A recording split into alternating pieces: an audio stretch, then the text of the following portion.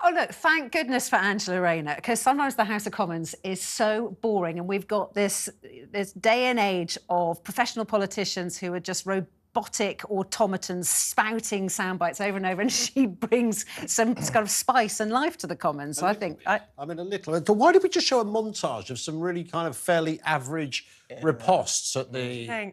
I mean, not exactly William Hague territory. No. And what's with the body shaming of the Prime Minister? Yes. When did it become so po-faced? I mean, Angela Rayner, or Big Ange, as she's known to many people, should not be, frankly, body shaming the Prime Minister because... Have you got small man syndrome? He's only a little dinky thing. Tiny. He's in here. Hello, Rishi. No, I do. I've said it before. Look, I quite like the fact that her backstory is a working-class girl, you know, a genuine working, not one of those middle-class people who go, you know, actually, I'm basically working class. You know, my dad was just a doctor and my mum was a surgeon. You know, you meet those. She genuinely was, and I think the idea that she's found herself at a dispatch box taking on a Prime Minister is amazing. I genuinely really dine out on that aspect of it. But I don't think she's a great orator. I think she's kind of all right and a bit amusing. I don't think she's a great orator either. She's got the quote-unquote common touch for Labour. Correct. But she is by no means... on that dispatch box, I'm thinking, oh, my God, I can't wait for this. And even today, yeah, it was funny, but actually, I only want some spice and attitude sometimes. The country is in disarray. Everything's falling apart. What I want, actually, what I want to know is that the person who's going to be in charge of this country next, the person in charge of our government, is going to be taking things seriously. I don't want another Boris Johnson character. But she did have serious points. She was going, you know, the crux of her questioning was all about no-fault evictions, which is a really big issue.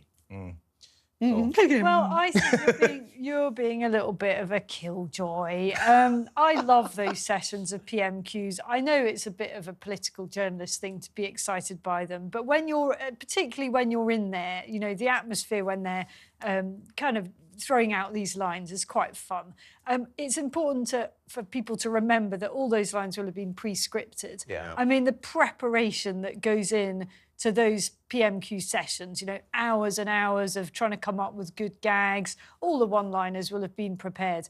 I don't think Angela Rayner would be particularly fleet of foot if it was just a spontaneous debate. I doubt she's got many witty put-downs, but I think she massively adds to the colour of politics and the general gaiety of the nation, and I think she's a thoroughly good thing, frankly. She's great. I mean, I think she often gets exoticised as, like, this working-class woman, breath of fresh air, but she also is that. She is a breath of fresh air. Yeah. Today, I thought...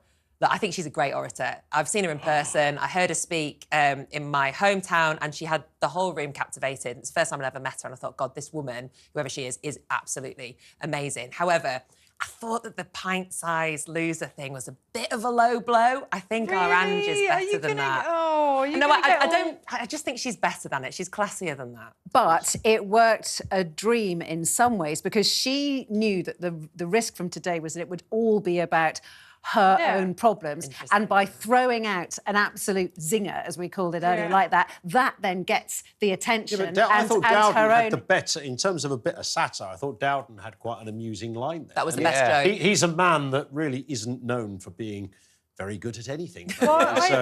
One we didn't play was he called her the Right Honourable Landlady. Yeah, I thought that was really good. Yeah, I think he definitely got the better of her today. But Daisy, in terms of, I totally agree with you on this. Rayner calling Sunak pint-sized, referring to his physicality, is a weak thing to do. And if it was reversed and he was saying something about her physicality, we'd all be saying it's sexism, it's misogyny. They can't be both ways, guys. But I think do it'll take your stick. point. I think it will stick, and I think it'll be quite powerful for them electorally. Just calling him a pint-sized loser, I think that works. Gosh, they're going to show little mock-ups of Sunak next to a pint. I mean, you could argue that she is factually correct, I suppose. Maybe facts. Maybe anyway.